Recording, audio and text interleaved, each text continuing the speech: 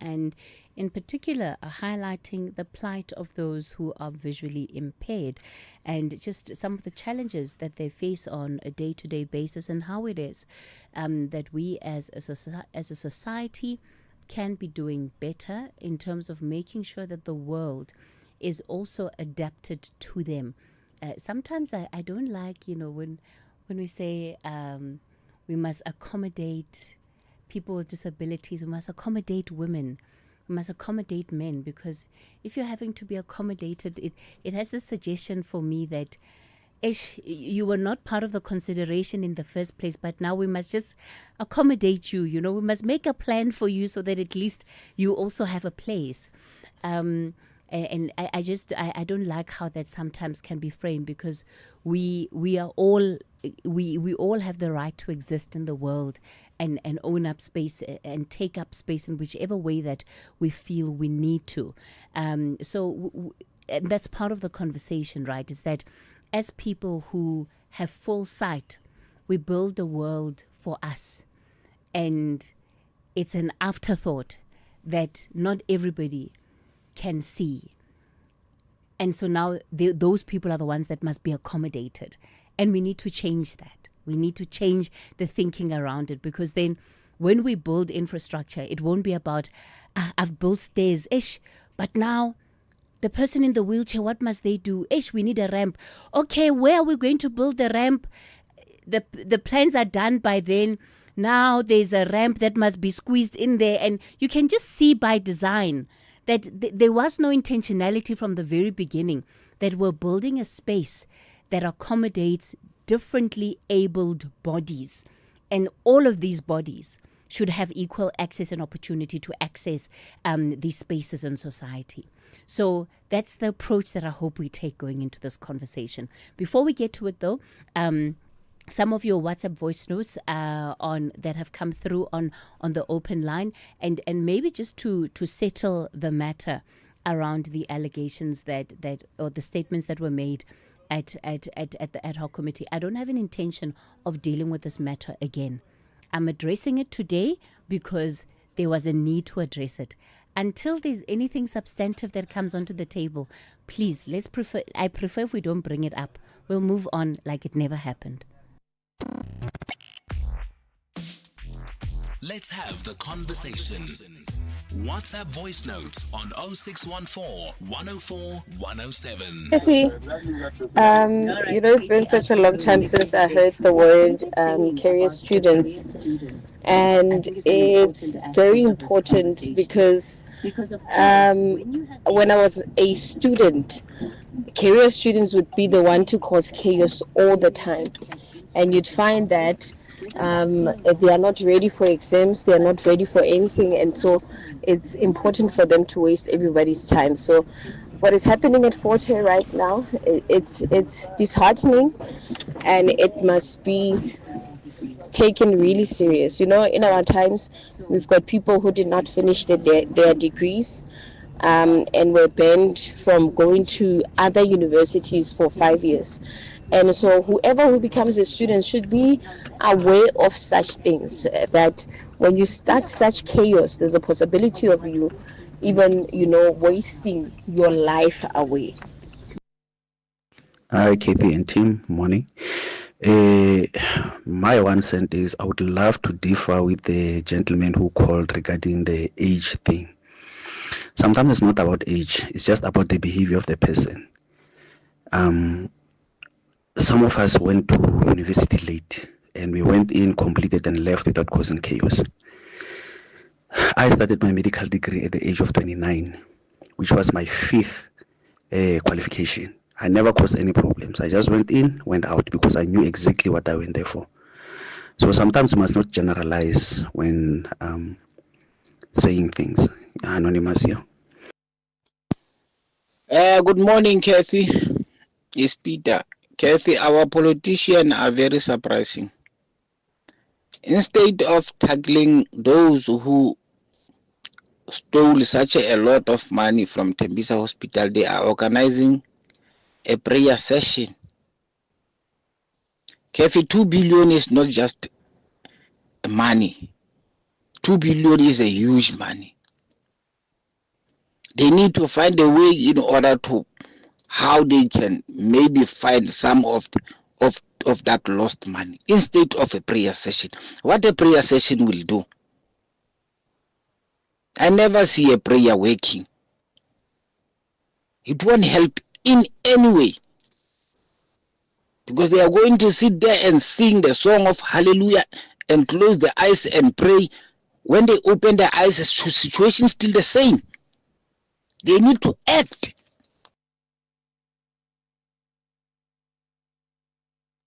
Morning, Cathy, your producer, and SAFM listeners, Samgelo, Jimmy Stain. Cathy, quick one, two things. I just want to appeal to our kids, our students, as a forte here. Guys, whatever differences that you have, please sit down and engage. We are going to learn to what I've seen on TV yesterday. My building a university, Isha, the way it was happening. This is very, very painful. Number two, Cathy, I just want to appeal to you and all SAFM presenters. Would you be so kind and get a Premier KZN to come and tell us the status of investigation involving two ministers of the African National Congress that are implicated on wrongdoings at KZN? Thank you, Cathy. Samgelo. I've been trying to call, unfortunately, today I can get naked. Nice show. Thank you. Cathy Mohlahlana is streaming live now on Facebook, YouTube, and X at SAFM Radio. All right, so today marks World Sight Day, and we're going to spend the next hour then speaking to those who are visually impaired about some of the challenges that they face in our society. Louis Nzimande is the National Executive Director at the South African National Council for the Blind. Louis, good morning to you. Thanks for your time this morning. Good morning, Cathy, and good morning to your listeners and fellow guests that are with me on this show. Mustafa Lasiti is also a person who's living with visual impairment. Mustafa, good morning to you. Good morning, Ms. Mohlahlana, and good morning to your listeners and the panel. And Magic Ngwashu is an independent disability analyst and human rights activist. Magic, good morning to you. Good morning, Cathy, and to the fellow panelists as well as the listeners. This year, World Sight Day is being marked under the theme Love Your Eyes.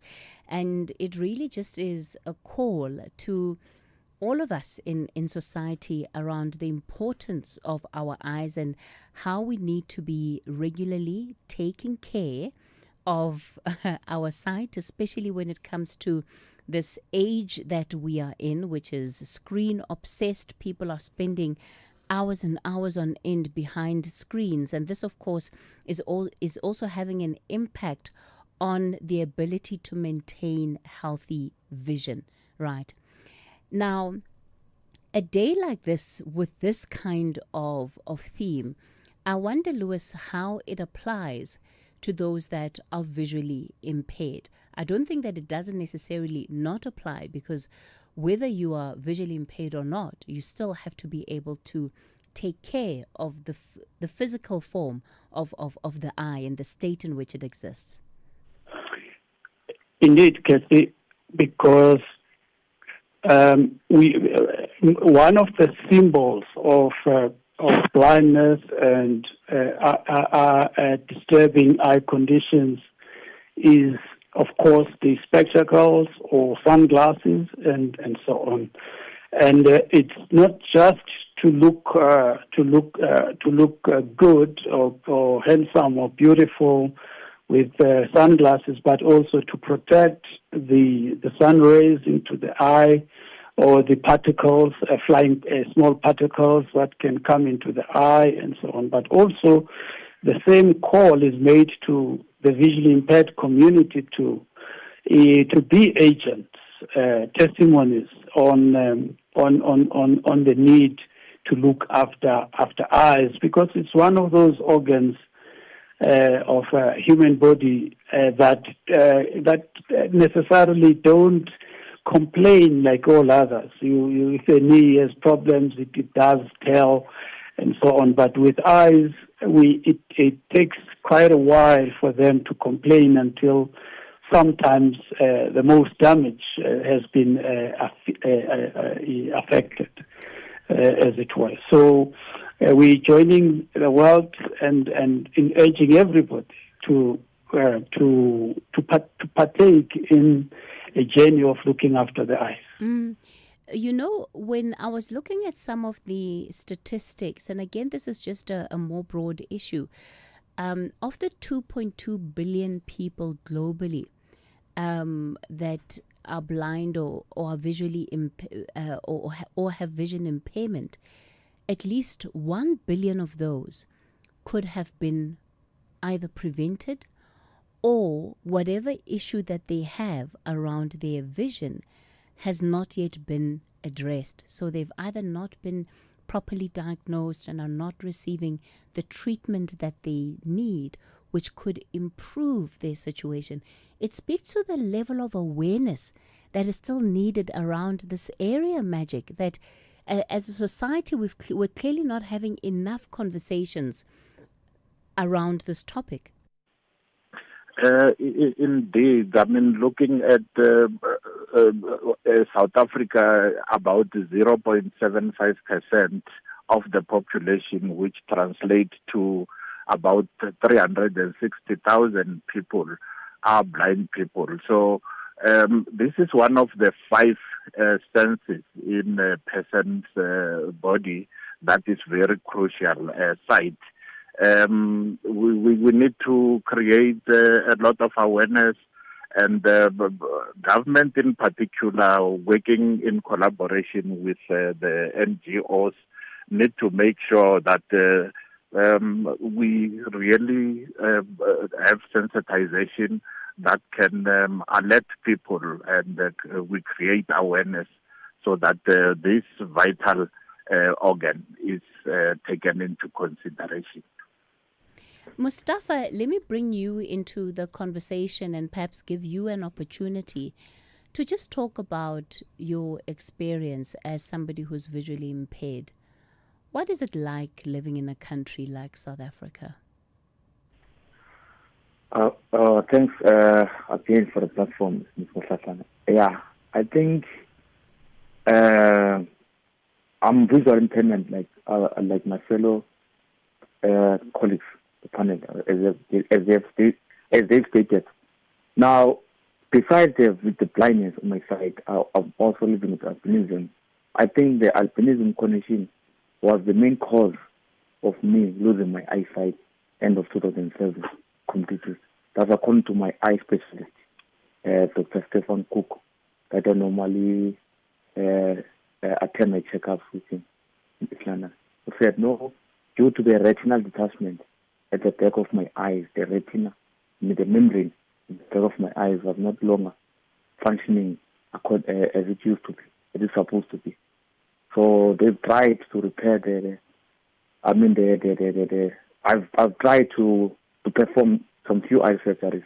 Unfortunately, nothing has worked out, to restore the eyesight again. Yeah, going back to your question, Ms. Mohlahlana, living with blindness, being visual impairment in this country is such a huge challenge in some instances, whereby I'll talk about the example about the education system, for an example. You'll find that most of the tertiary institutions, they do not accommodate us. I think my fellow colleagues, the panel, they can fully agree with me. I'm talking from experience. I remember end of 2017, I tried to apply at one of the institutions in my area, Islanda, whereby I approached Buffalo City College for the enrollment for the following year, 2018. The response that I got from the institution was saying that no, they don't have resources to cater for a student who's completely blind. It's better if I was short-sighted. But fortunately, I must be grateful to Umfolo Zutibes College, for granting me an opportunity, as it was my plan B to go there. Unfortunately, I had to do I was taken there. I was enrolled at Umfolo Tibet College, whereby I have done my transport and logistics program for the entire 3 years. So there are institutions that accommodate us in this country, but there's few of them. But most of them, they don't give us that opportunity. So I just hope that maybe the current minister can look on this issue, Mr. Potimana Mela, trying them so that we can be accommodative of also the visual impairment community. Because on the Constitution, everyone has a right to education. No, it's a discriminative encounter whereby you are being rejected to be given an opportunity to learn. So Mustafa, it's not against it. Mustafa, Yeah. which institution was the one that you had applied to? Is it a public university? Yes, Ms. Mohlahlana. It's Buffalo City College in East London. Mm-hmm. Yeah. It's the one that rejected my application, stating that they can't enroll me because they never enrolled any student with a poor eyesight. So, fortunately, Umfolo Tibet College in Mpangeni, not KZN, they gave me the opportunity, and other students who came before me, even after me, even now, there is a disability in that institution at Umfolo. I do appreciate the management there and the staff for giving us an opportunity as the visual impairment students to learn. I have this qualification of transport and logistics because of Umfolo Tibet College. So I applaud them for giving us that opportunity. Yes. And how would you say that it has affected your life, the ability to access education, to go to school? Have you found that it has opened opportunities for you? Not exactly, Ms. Mohlahlana, because what can you do? Because we've got an issue of the age limit, whereby when you are beyond 35 years old, you can't be employed. So opportunity is very scarce for employment, not only for us, but I think it's a national crisis, the high rate of unemployment rate, especially us who are visual impairment. Sometimes we are not being given opportunity in workplaces. They will say that, no, they will say they don't have resources to employ us. So we must have perhaps a system with a specialized software which enables the blind user to operate it while he or she is using it. So yeah, because that's the current some of the challenges that we are encountering as the visual impairment community. Yeah. Lewis, I don't imagine that Mustafa is alone in his experience not being able to access the institution of his choice because that institution was simply not prepared to engage and to deal with students who are visually impaired. How widespread is the problem? Yeah, no, it's true, Cathy, and I must acknowledge what Mustafa is saying. It's at this point is quite a big problem, and the TVET college that is referring to in Umfolozi and the Buffalo City and so on.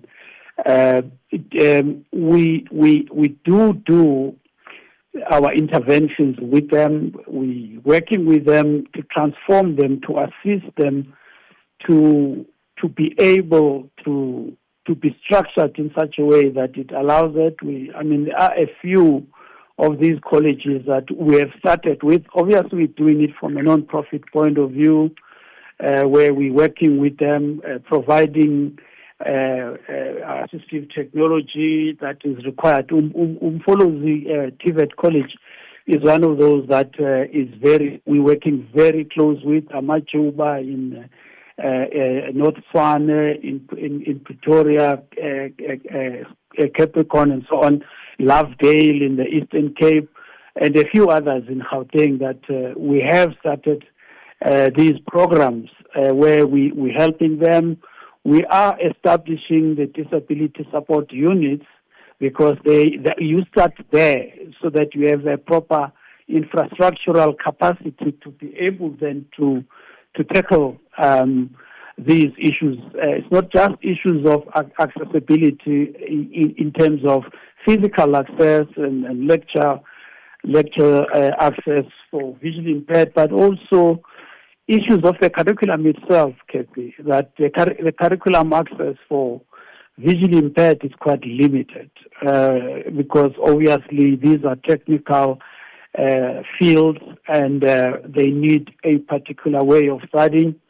And a lot of work is being done into it. Of course, it takes a bit of time if government is not fully involved as well and providing the necessary resources that can speed up the process, albeit policy, legislation, and so on. And you know, government works with a review of that policy and public consultation on that and this and that, and budget limitation and that. Okay, we're going to continue this conversation shortly. For now, it's 10:30. Here are your latest headlines.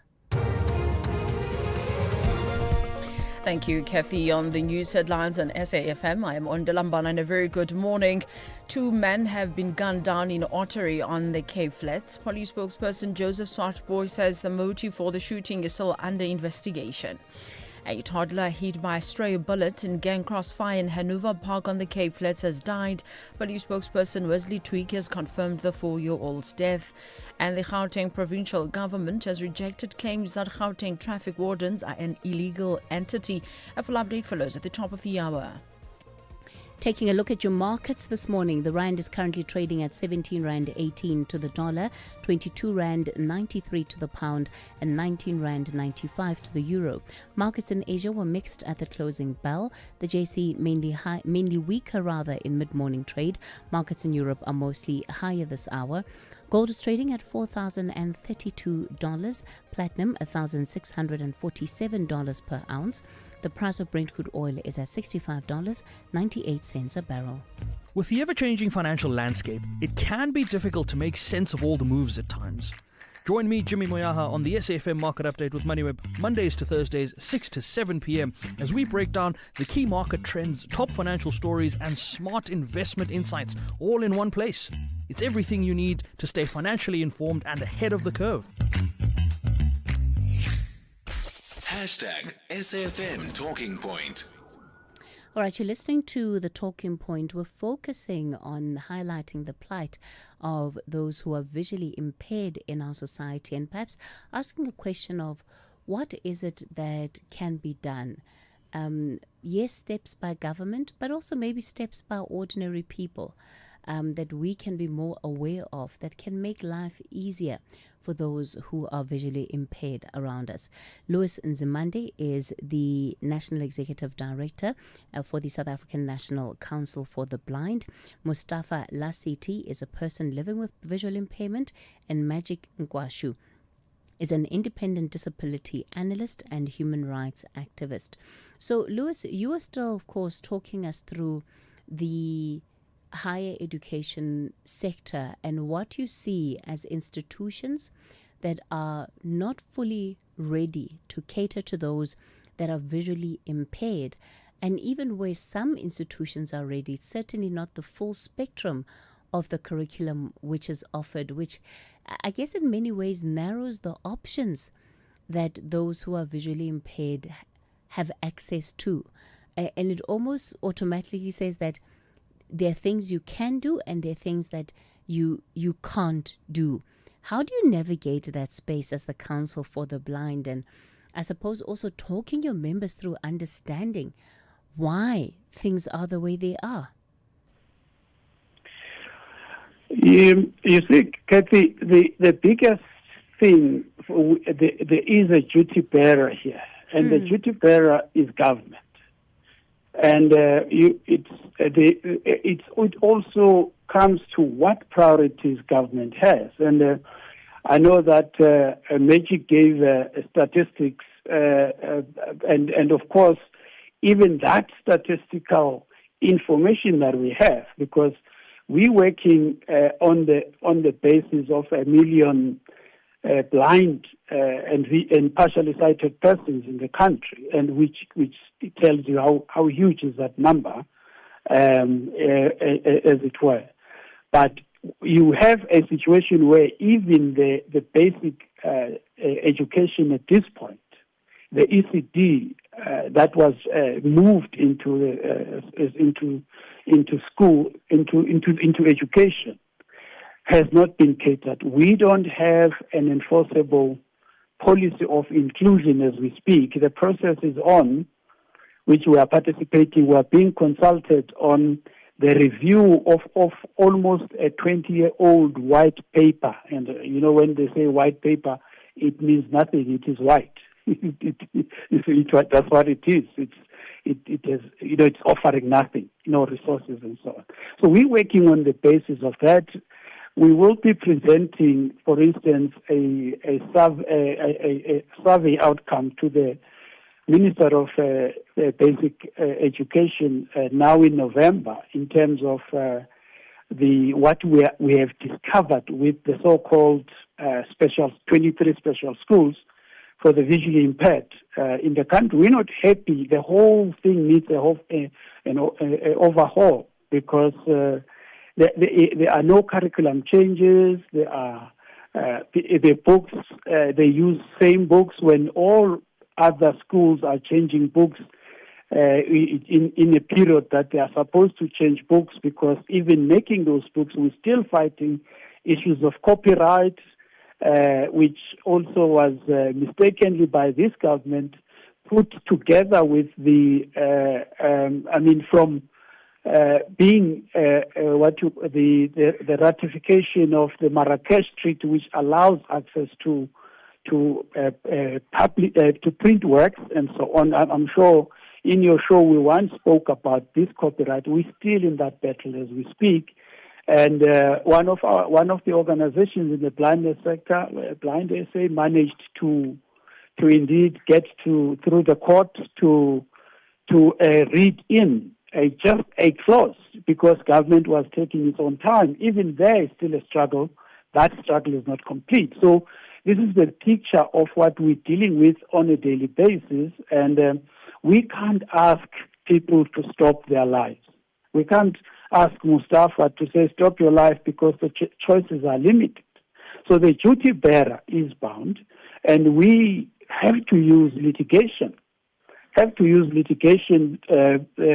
we are currently busy with a disability legislation, which we hope it will add more teeth to the struggle of disability in this country. Magic, I think part of what Lewis is saying, in particular about the special schools, it's an incredibly important point to make, because it says that one of the ways in which government can show commitment to doing right by different segments of society is in how it's building up and investing in the institutions that are catering specifically to these groups. Now, the state of special schools in this country, some of them is deplorable at best, because they've been left in a state of neglect and in a state of decay.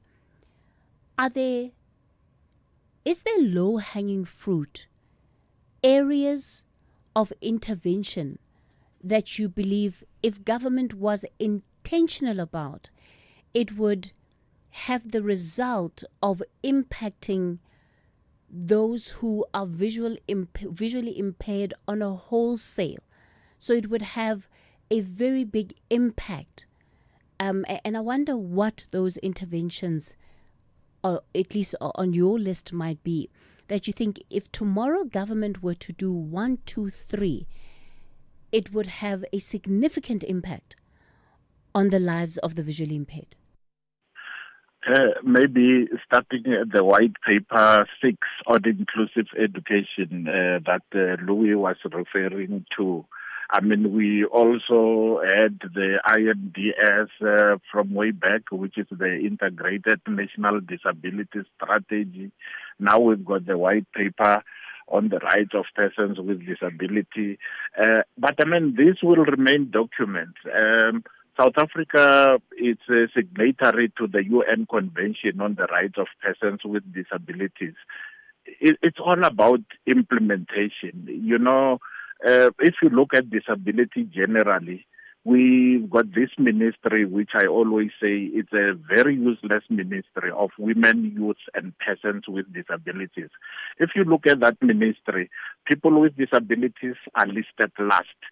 Same thing if you go in all spheres of government, you've got, they call them GEODIS, gender, youth, and disability. Disability is always listed last to an extent that there's not even a budget for people with disabilities. Just giving an example of the ministry itself of women, youth, and persons with disabilities.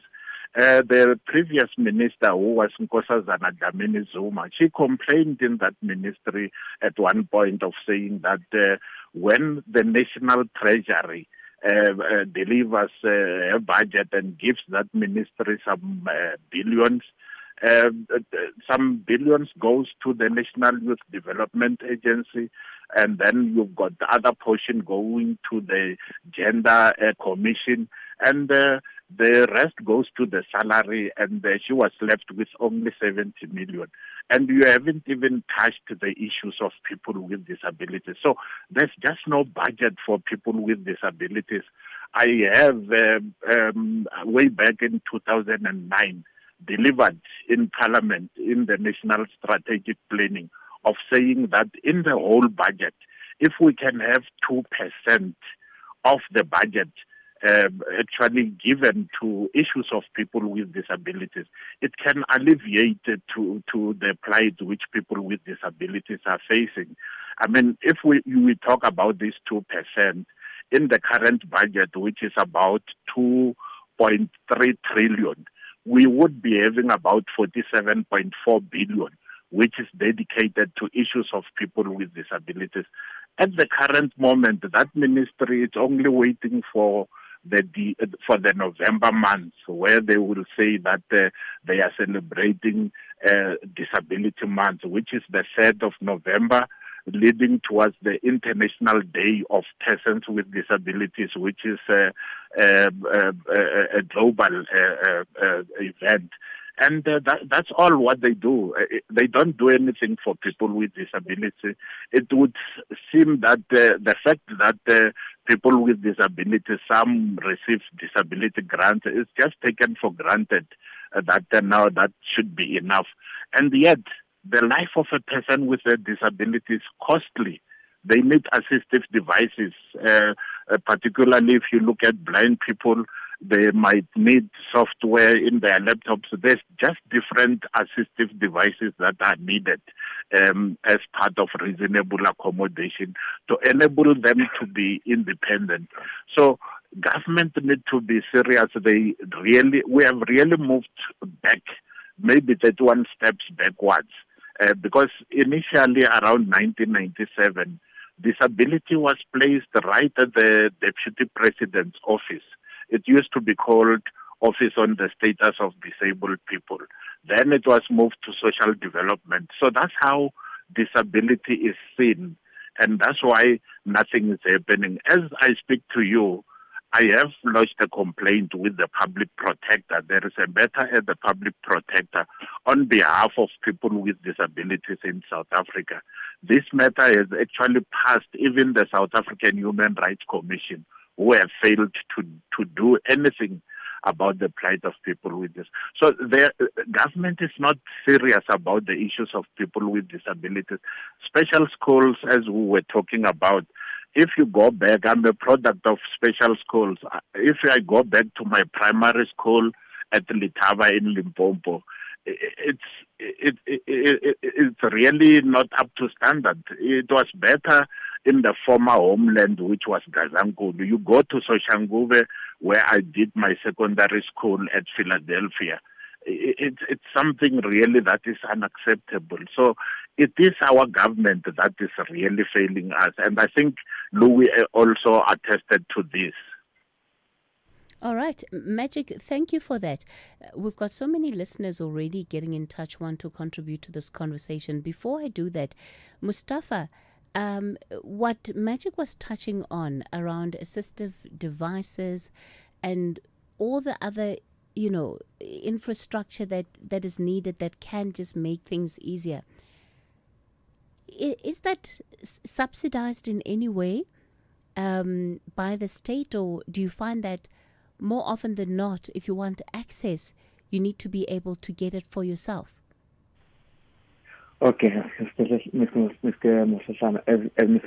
Mohlahlana, as my fellow colleague, panelist here has stated, I think Mr. Magic has addressed the key issues that we are facing as people with who are visual impairments. Yeah. Especially, when you're talking about the government, it's all about the talk shop. There is no, as my fellow panelists have stated, that it's difficult for them to implement stuff. It's all about talking, not doing anything practical. But as they stated that our minister from the presidency, I think Miss Cindy Swa, I just forgot the last name. Chikunga, yes. But we hardly see her even on the ground, but so that she can be with us as the visual impairment community, so that she hears our grievances that we are facing, our challenges that we're facing as visual impairment community. We hardly see them. We only hear them in parliament and so forth. We hardly hear them or find them on the ground. So they hardly even bother to monitor and follow up and see how they can assist us to tackle our issues that we are facing as a vision. All right, yeah, Mustafa, I hear that plight completely, because how can somebody really fully represent you if you feel that you don't even have opportunity for whatever matters that need to be represented to make a case and to be fully heard on those issues. I'm going to start off with Malapile on the call line. Malapile, understand that you are with the Department of Basic Education. Good morning. Yeah, good morning, sister. Good morning to my brothers there and sisters. I work at the Department of Basic Education. I just want to say, I think the points that they are raising are genuine. The concerns that are placing on the table are indeed a reality.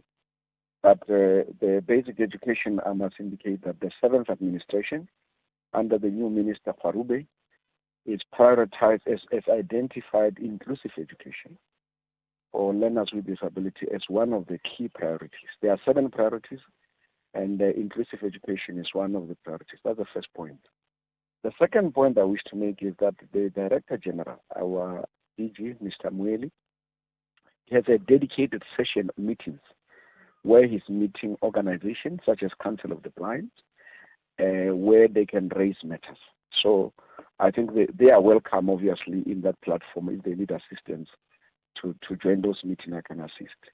The third point, Ms. Mohlahlana, that I want to raise, which I'm sure those brothers and sisters know it better than me, is that majority of our people with disability, once they leave the school system, which is this case grade 12, whether they passed or they did not, the access to education and access to training has become very difficult. And one of the challenges for NSFAS, for example, is accessing learners with disabilities who are at colleges or universities. So the Department of Basic Education has initiated a program called Second Chance Matric Program, which in the past it has been helping learners who have either wants to improve the results of their failed matric, they want to rewrite. So I'm pleased to say we have expanded that program to cater for learners with disability, so that starting with the blind and the deaf, so that because once these learners they access matric, they then qualify for NSFAS, Funza Lusaka, other bursaries. And if you check, Ms. Mohlahlana, if you go to do a session, there's a less number of learners with disability at universities and colleges. Part of the reason is that majority of them have not been able to pass matric. So we are helping in that regard to say, can we assist you Maybe you wrote matric, you passed 3 subjects, you failed 3. You register the 3 that you have not done. And once you register with us, we do camps where learners come. We pay for their meals, we pay teachers, we provide them with a study material. So I just wanted to highlight that point there. Thank you so much for the opportunity. And Malapile, just to understand, are you speaking just as an employee of the Department of Education? What's your role at the department? I am a director for Second Chance Matric program. Okay, so you're the program director that helps. Yes, in Okay. basic education, national. Okay. I'm going to ask you to please stay on the line because we do have 1 or 2 callers that want to speak about the issue of education, and perhaps it might be within your ambit to actually respond. What we'll do, I'm going to take a quick break. I'm back with all of our callers who are holding. We've got quite a few, so we'll see how many we're able to get through. Locha nonke makhaya uphel noxolo munama lo Dr. Spesihle Cele umama kaRorisan, daughter of the Jack Mabaso. Catch me every Monday to Friday on Generations the Legacy, only on SABC 1 Mzansi for sure. Pneumococcal disease can strike at any time, especially if you live with a chronic condition or have weakened immunity. If you're 19 and older with the chronic disease, vaccination can help protect against pneumococcal pneumonia. The risk increases for people 65 and older, and vaccination is advised to help prevent serious illness. Ask your healthcare professional about pneumococcal vaccination. Don't wait. Vaccinate. Brought to you by Pfizer.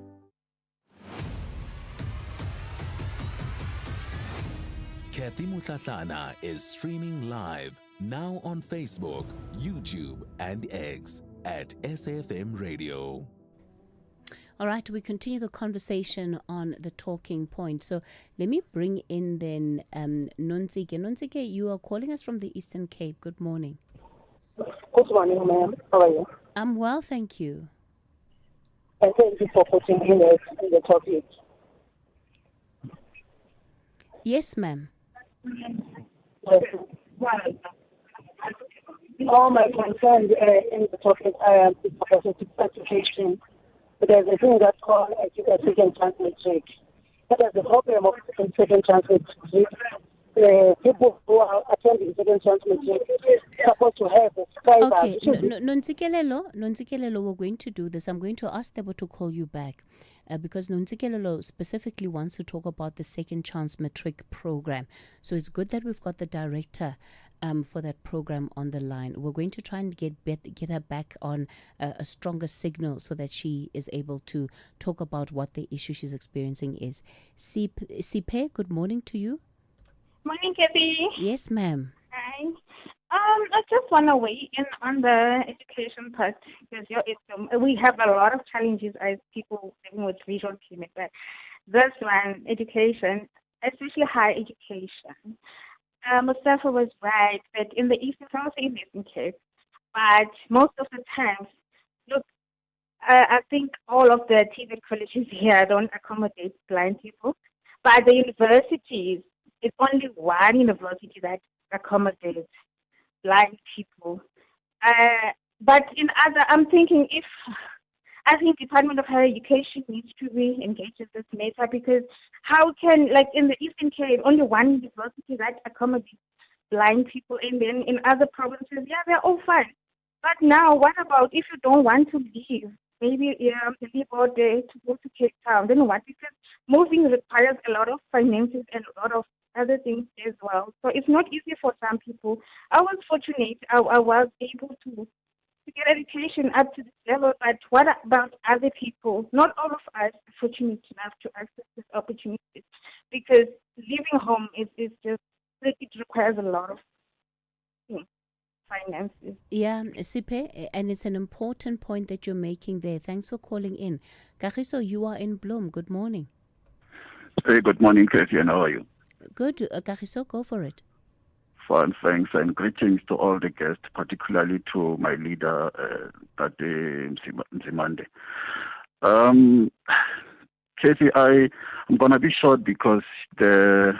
Nkwashu and the gentleman from Basic Education, I think they took most of the points that I wanted to raise. But however, I just need to indicate that I'm one of the beneficiaries of Council for the Blind. 27 years ago, somewhere there, I was discovered by this organization while I was just at home in the Northwest, in the village, not schooling as a teenage. And I was discovered, and the organization managed to facilitate a whole lot of things for me, going to school included. And here I am. I'm matriculated, done my post education. I'm currently employed by the Department of Education, Free State.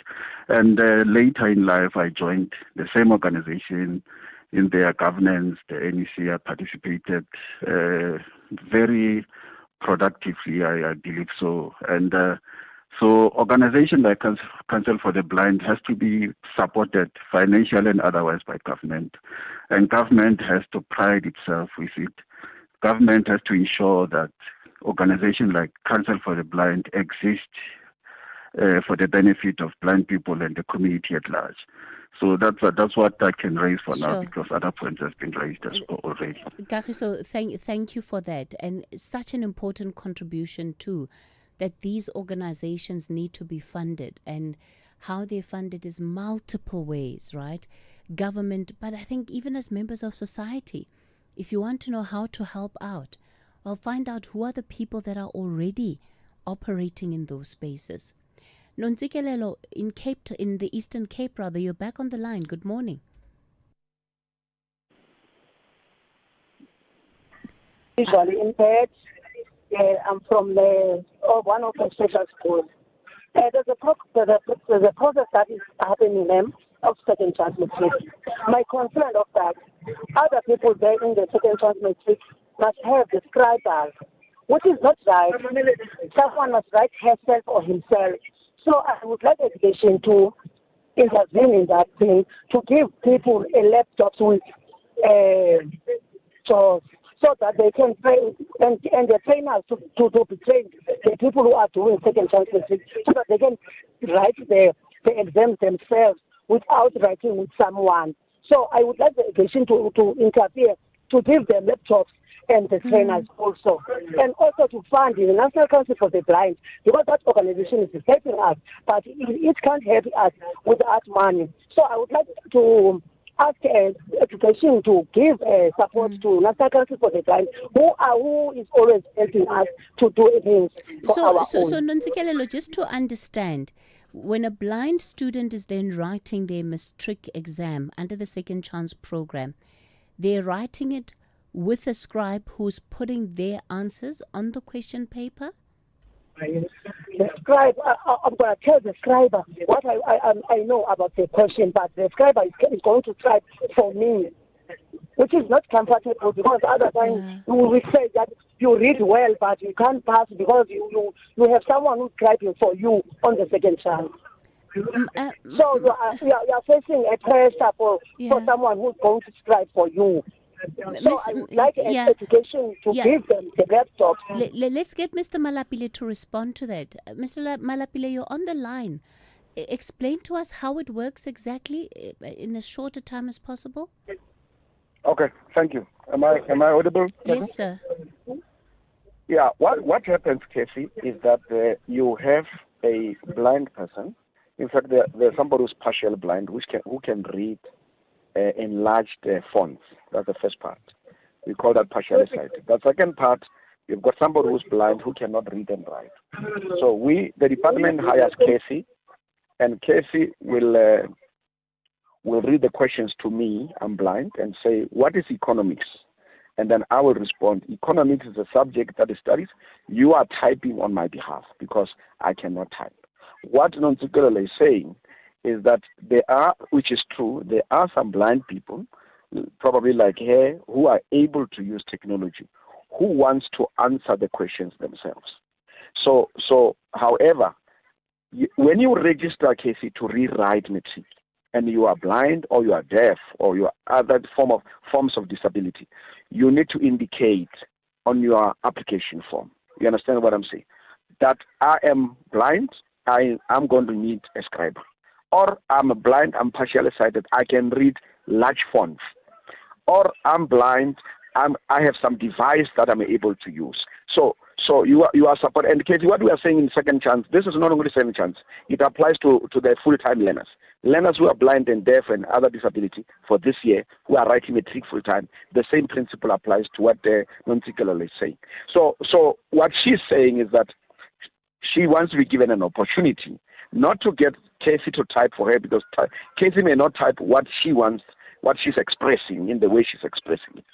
That's the point. But Fair I'm enough. saying the key is when you register, you need to indicate what form of disability and what the form asks you that question for registration to rewrite. And then what are the interventions in place? So does the department have capacity right now to ensure that those who do want to take the exam themselves and answer for themselves, that they're able to do so? Yes, is the responsibility, Kathy, is the responsibility of the department. If you've got, as I indicated, 3 types of blind people, partially sighted, the one who's totally blind and needs assistance, the one who's blind wants to use the device, is the responsibility of the department to provide the equipment for that particular learner, so that because they are not at the state of the disability and they don't need they need different types of support, differentiated forms of support. Yes. So what do you think the issue might be? If this is very easily accessible and available, why do you think Nontsikelelo is calling for it to be made available? My apologies. I can't talk a specific case of a Nontsikelelo because one will need more information. But generally, is that when people register to rewrite, it's at that stage that you must indicate to say, I'm going to need a scriber. I'm going to need a device. And what device? All right. Okay. Well, thank you for that answer, Mr. Malapile. He's the director in the Department of Basic Education and called in just to weigh in on this conversation. We'll get him in touch with Nontsikelelo so that he can understand what seems to be the issue, particularly coming out of their special school. But we also know the challenges that some of the special schools have been dealing with. We're going to leave it there with that particular conversation for today. Here are your latest news updates.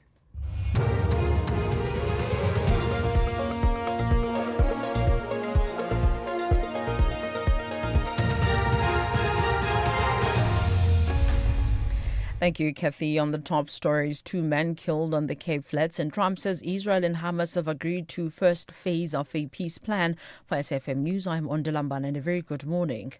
2 men have been gunned down in Ottery on the Cape Flats. Police spokesperson Joseph Swartboy says the motive for the shooting is still under investigation. He says no arrests have been made. Information at our disposal indicates that 5 unknown gunmen approached the 2 males and opened fire on them. Both victims, aged 34 and 39, were declared deceased on the scene by the medical personnel. The suspects fled the scene and they are yet to be arrested. Lansdowne police are investigating 2 counts of murder. The circumstances surrounding this incident are now the subject of an investigation. A toddler hit by a stray bullet in gang crossfire in Hanover Park on the Cape Flats has died. Police spokesperson Wesley Twig has confirmed the 4-year-old's death. 2 17-year-old suspects were arrested for the shooting incident. Police say they opened fire in public when the child was hit. Twig says they now face charges of murder. The Gauteng provincial government has rejected claims that Gauteng traffic wardens are an illegal entity. This follows remarks made by KwaZulu-Natal Police Commissioner General Nhlanhla Mkhwanazi during his testimony before Parliament's ad hoc committee into police corruption yesterday.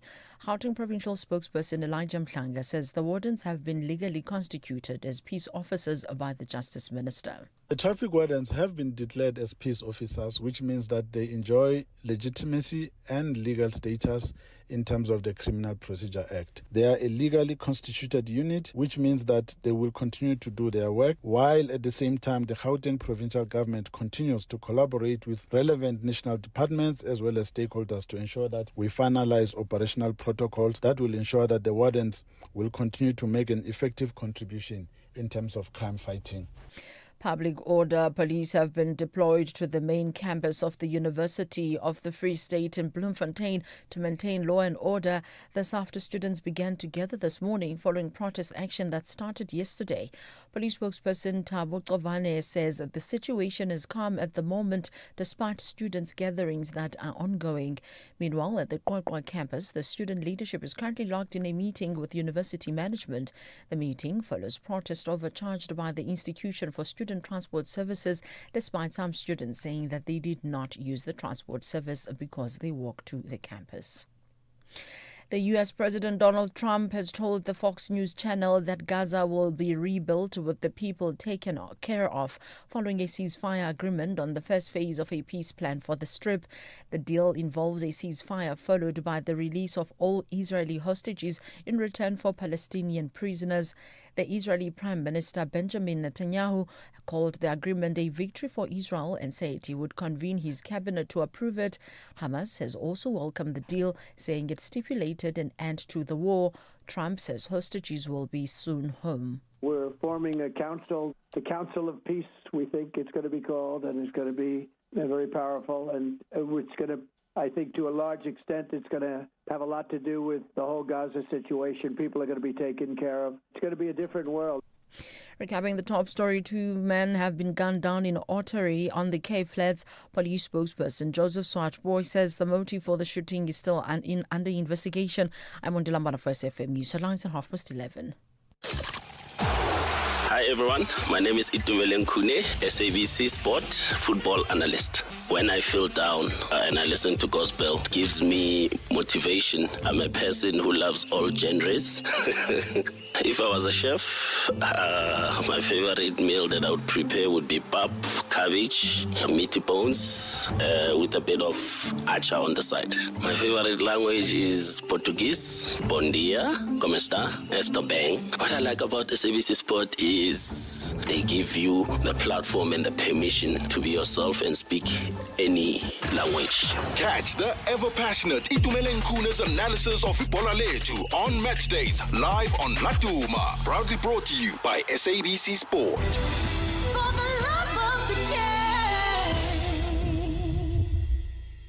I don't love school. I don't love trying to learn like everyone else learns and falling behind when I don't understand. But I do love learning. I do love working to my own schedule and getting the support when I need extra help. I do love UCT Online High School because I do love my future. Apply online before 28 November. This October month, SAFM focuses on cybersecurity awareness. As we live more of our lives online, staying safe in the digital world has never been more important. From spotting cyber threats to protecting your personal data, SAFM brings you the conversations that empower you to stay secure. SAFM, leading the conversations that move us.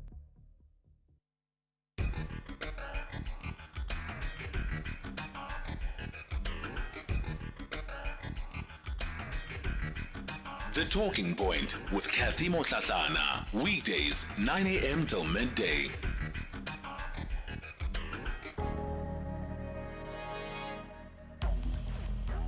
Conversations that you connect with and react to. SAFM.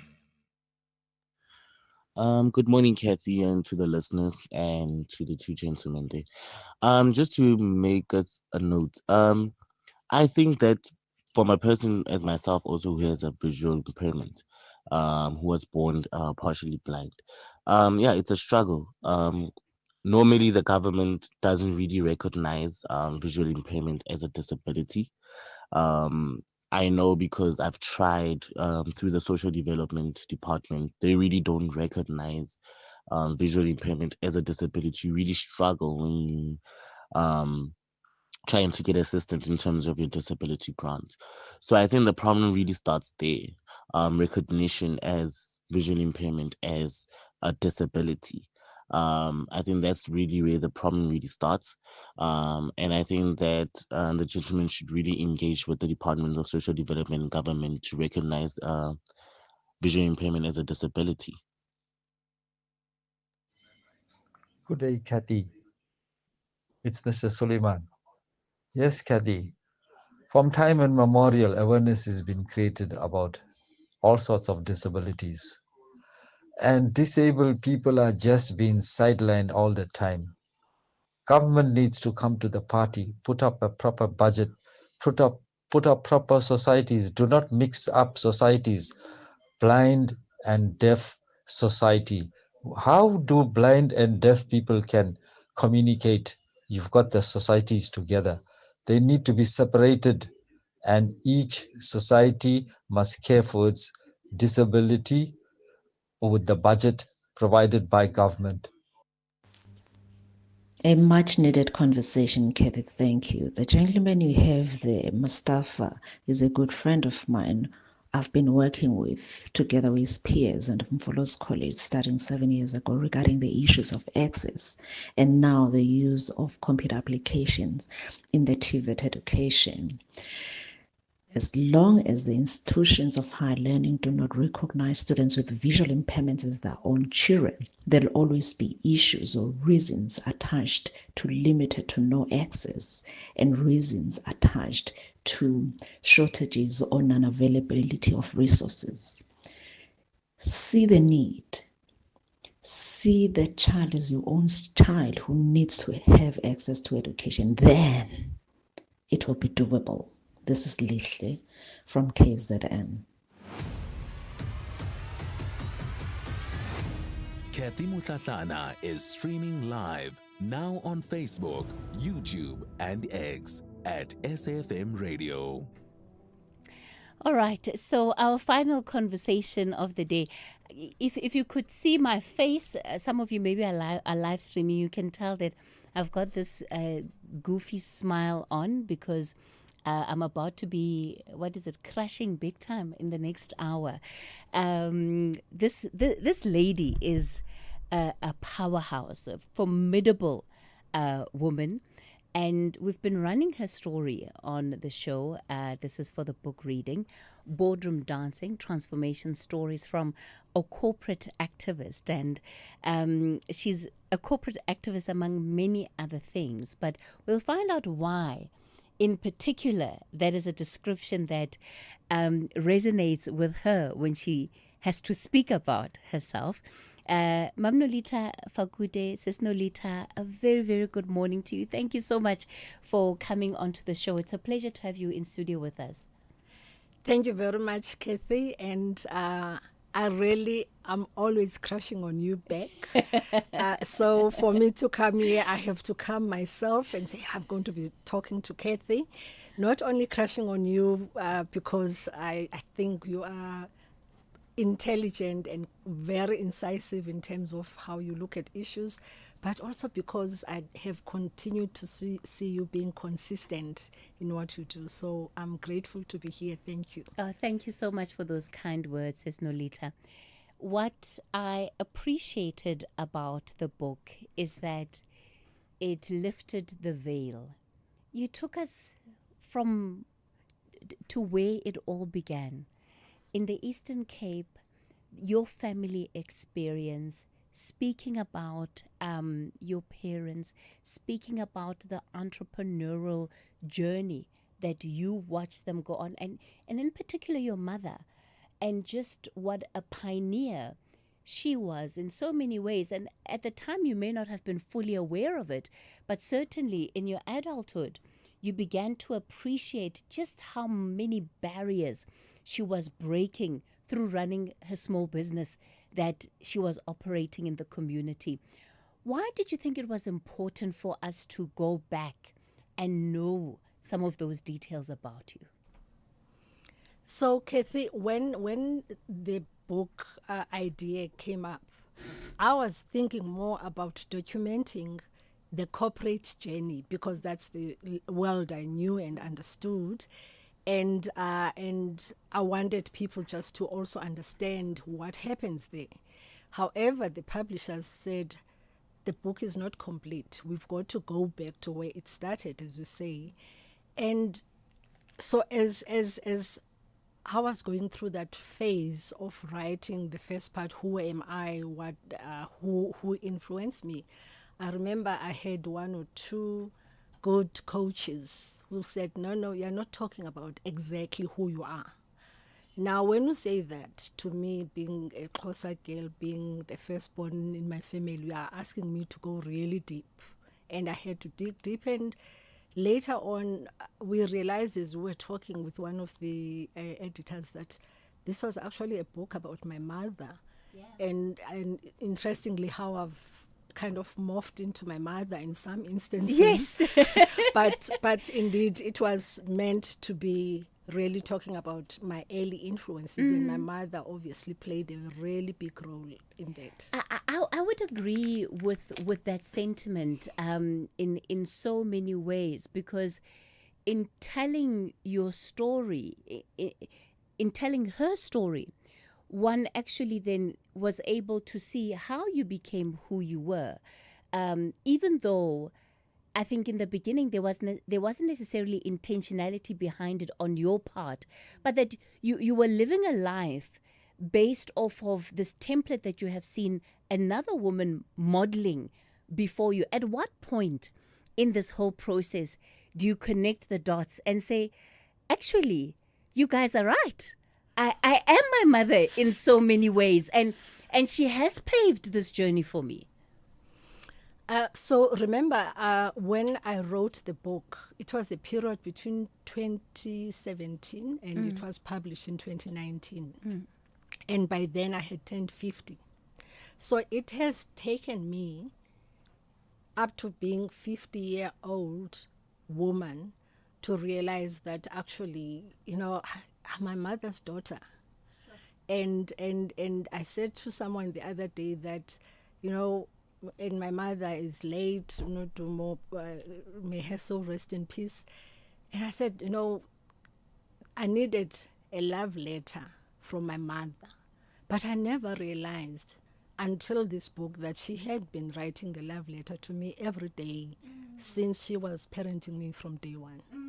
So I can't put the point where I would say this is when I realized that, sure, my mother has had this influence. It's only now, obviously, as I'm getting older, then I start thinking, and hearing from people who knew her, and I know she raised a lot of people in our community who came and talk about her, and sometimes I think, wow, I didn't know that angle of my mom. Sure. I still get to hear stories about who she was and what she was to many people.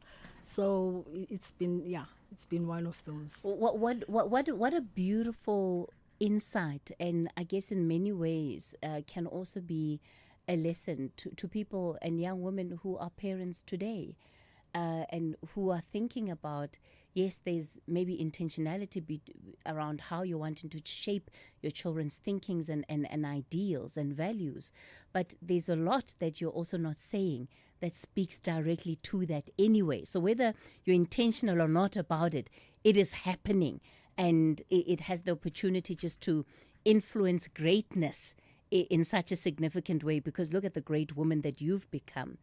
Now, we see you today as Nolita Fakude, who is the chairman of the Anglo-American Management Board, and we think about the role that you have played in a sector that is largely male-dominated.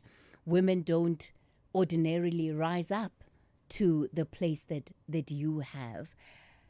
Yet you weren't always wearing or sitting in the seats that you're sitting in today. From a corporate perspective, and when you look at the journey, what do you think has been the biggest influence on your corporate journey? Without any doubt, the biggest corporate influence outside of my mother, because she set up the foundation, were the many men and women I came across in my career during the different stages of it. Because I come from the generation where, starting to work in 1990, I remind people and say I started literally 9 months after Mandela came out of prison. So South Africa was in a different mood and a vibe.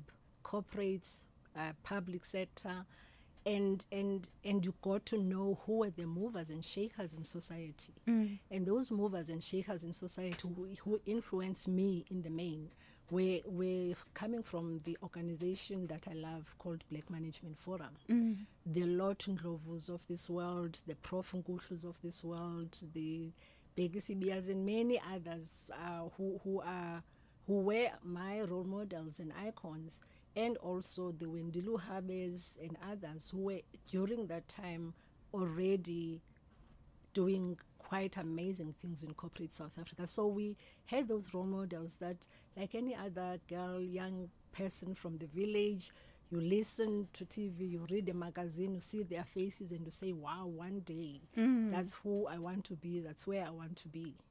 And it's quite a journey, right? From that dream and watching the people that you admire in all of these platforms to then being able to walk in some ways in their shoes. And I want you to tell us a little bit more about that aspect of the journey as we continue with the conversation. Nolita Fakude, she's the chairman of Anglo-Americans Management Board. She joins us now for this conversation. We're reflecting on her book, Boardroom Dancing, Transformation Stories from a Corporate Activist. It's a book that you've heard here on SAFM during our book reading session. Channel your inner feel-good on Expresso this October, from big global moments like the G20 summit to how it all plays out right here at home. We are keeping it real this Mental Health Awareness Month with conversations that lift and inspire. And of course, all the good stuff that you love, delicious food, fashion trends, and everything in between. Wake up with the Feel Good Breakfast Show, Expresso, weekdays 6 to 9 a.m. on S3. Pneumococcal disease can strike at any time, especially if you live with a chronic condition or have weakened immunity. If you're 19 and older with the chronic disease, vaccination can help protect against pneumococcal pneumonia. The risk increases for people 65 and older, and vaccination is advised to help prevent serious illness. Ask your healthcare professional about pneumococcal vaccination. Don't wait. Vaccinate. Brought to you by Pfizer. Hashtag SAFM Talking Point. All right, you're listening to The Talking Point. We continue our conversation with Nolita Fakude. So, says Nolita, I was saying that it's quite a journey from being able to admire, to have a dream, to actually getting to a point where now you can see yourself taking steps towards achieving it. And what you said about the time in which you were coming into the workplace, that there was a certain air in the country.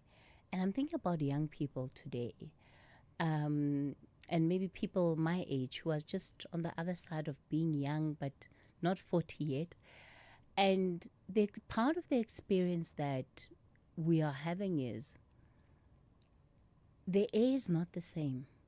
Things have changed, and it feels that it is so much harder to achieve your dreams than it was before. That if you look at SS Nolita, in order for you to walk in her steps and get there, it just feels like the environment does not enable one to do that. And maybe reflect on that, because you get to live in both worlds. You get to make decisions about who are your managers today, but you also know what it was like for you coming up the corporate ladder.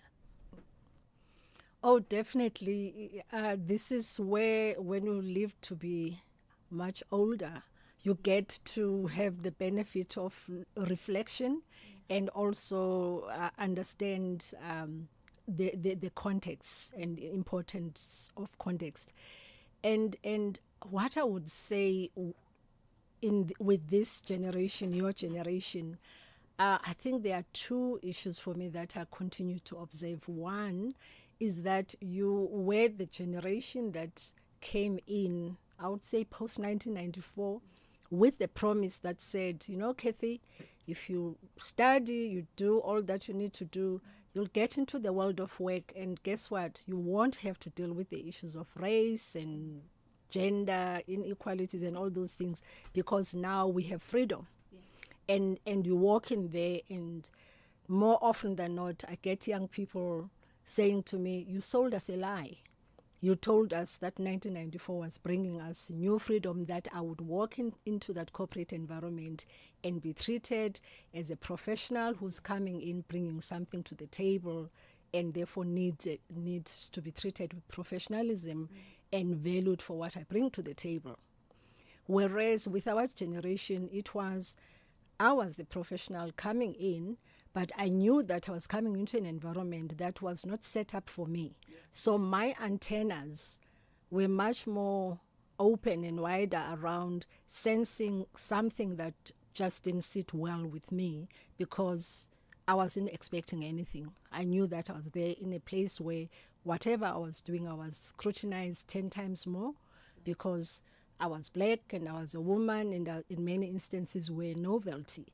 So it was important for us during that time as a generation to network together and have these associations supporting us as professionals, so that you compare notes, so that you know that you find tools to help you to navigate this corporate environment without you thinking that you've lost your mind, or feeling that maybe you are not good enough because the environment you are in. Remember, even then we didn't have the critical mass of coming into an environment where you see people who look like you, who sound like you, who you think, well, they understand where you're coming from. So I think your generation, you've walked in, and the disappointment was one of the experiences that you have. And then the other one, the fact that you have so many options and possibilities and choices also is a double-edged sword. You know, we wanted everyone to have opportunities and possibilities and come in and say, wow, I could be anything I want to be. And eventually you can be that. And it should happen without all these barriers I'm talking about. With our generation, you knew, you came in and said, yes, my parents have told me I could be anything I want to be, because they have affirmed you and reinforced that every day, because they are your parents. But when you come to the world of work, you were not so naive to think that it's going to be the same. So the possibilities and options we knew were limited for us, and therefore you needed to make sure that you keep yourself grounded by being very clear about who you are, where you come from, what your own identity internally as a person was important, and what anchors you, your family, your friends, your clan. By the time you come in there, even though the world beats you up a bit, you don't lose that sense of self. And therefore it built the resilience that we had and my generation had. And sometimes I think the resilience is not as robust as it could be with the younger generation, because I think there's just too many issues that are not connecting in terms of what leaders in society, in business, in government have said about the new world versus the reality of what's happening. So that for me is, on reflection, those are some of the areas we still need to work on as leaders, all of us that we're challenged with now, that we're sitting on the other side of the table, to think about, now that I'm on this side of the table, I am them, and therefore let me make sure that I help change this environment to be such that it's embracing and nurturing and enabling for a young person to come in and be the best that they can be. Is that resilience, is the seed of that resilience coming out of, or rather, if I go back to your description as a corporate activist, is the resilience the seed that gives rise to being a corporate activist? Is that what leads to it? And maybe speak to me a bit about that corporate activism. Yeah, let me probably talk more about the corporate activism narrative and why it's important. When we came into any corporate environment, we knew we were there under the banner of either affirmative action, because the Sullivan Principle Codes were saying South African businesses needed to transform, or you came in under the Employment Equity Act later, post 1994. So you come in there already knowing that you are under a dispensation that is saying, let's see what we can do. So you are there to prove yourself, even though you know in your heart of hearts that you are competent. And the resilience part and the activism part comes from the fact that you have to be a change agent when you come in there. You can't come in and accept and say, well, I've found this environment like this, and I'm going to accept that this is how things are done here. And also on top of that, most corporates, if not all of them, will have their vision, their values, and all the wonderful purpose statements around that say we treat people with respect and dignity, people are our greatest asset, these are the values we live by, but they do not walk or behave accordingly. So when you start challenging that behavior and say, but you're not behaving according to the values of the company, people start looking at you like you're an agitator. When I start saying, well, as a black person, I don't feel I am embraced by this culture because you do things that are not celebrating who I am. When you come in as a woman and as a parent, and the people you are working with, all of them have got wives or spouses who are looking after their kids and picking up kids after school, and you are a mother and you need to go and pick up your child after school, and they don't understand why you leave before people have their drinks. It's a different world. You are going to have to say and raise your hand and say, this doesn't work for me. It's a way of unintentionally undermining me or excluding me. Yeah. And then people start saying you're an activist because you keep on pointing out and playing back as a mirror what is not going well within that environment. Sure. We're going to continue this conversation shortly, Sis Nolita. We're going to go over to the news desk. Here are your latest news headlines. Thank you, Cathy. On the news headlines, 2 men have been gunned down in Ottery on the Cape Flats. Police spokesperson Joseph Swartboy says the motive for the shooting is still under investigation.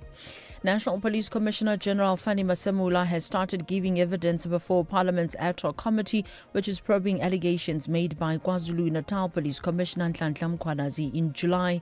And Eastern Cape Premier Oscar Mabuyane is calling on the University of Fort Hare Vice-Chancellor Professor Sakela Buhlungu, the university management and council to do whatever it takes to bring calm to the protests at the institution. A full update follows at the top of the hour. Cathy Mohlahlana is streaming live now on Facebook, YouTube, and X at SAFM Radio. All right, we continue the conversation on the talking point. Nolita Fakude is our guest for this morning. She is the chairman of Anglo Americans Management Board, really somebody who needs little introduction from in as far as the corporate and business world in this country is concerned. She's also the author of Boardroom Dancing, Transformation Stories from a Corporate Activist, which is a book that we've been profiling on the book reading segment of the show. So, Sis Nolita, what you said about being organized and having a support system as people who are in corporate, I think is it's an important reflection that you're sharing with us.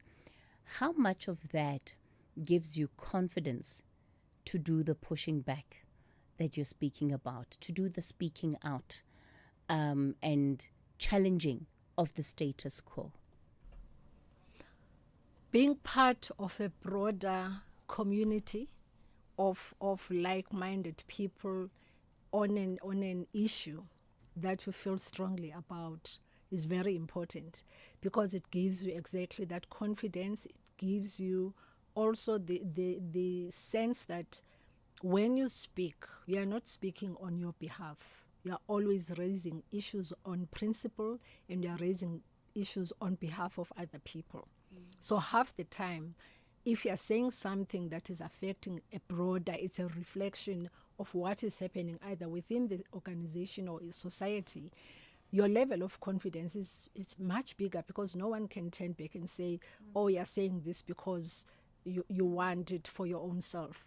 You start living beyond and leading beyond your self-interest and talking to issues that really are important to society and everyone in general. Because remember, even in the corporates want to be successful, and they want you to add value to help them to be successful.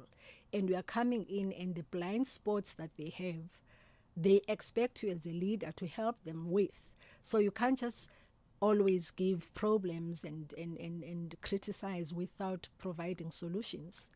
And that gives you the confidence. And those solutions cannot be no-litter solutions. There must be solutions that are informed by a broader perspective that represents a broader group of people. Otherwise, people say, oh, you think you're representing who? Black people? And that is what used to happen, unfortunately, earlier on with our entry into corporate sector. I would get invited over for dinner in people's homes. I know one of my old friend, Musi Kuzwayo, wrote a book, being the only daki around the dining room table, because you will sit there half the time, you're not eating because you're being interviewed about what it means to be black, so do you do this?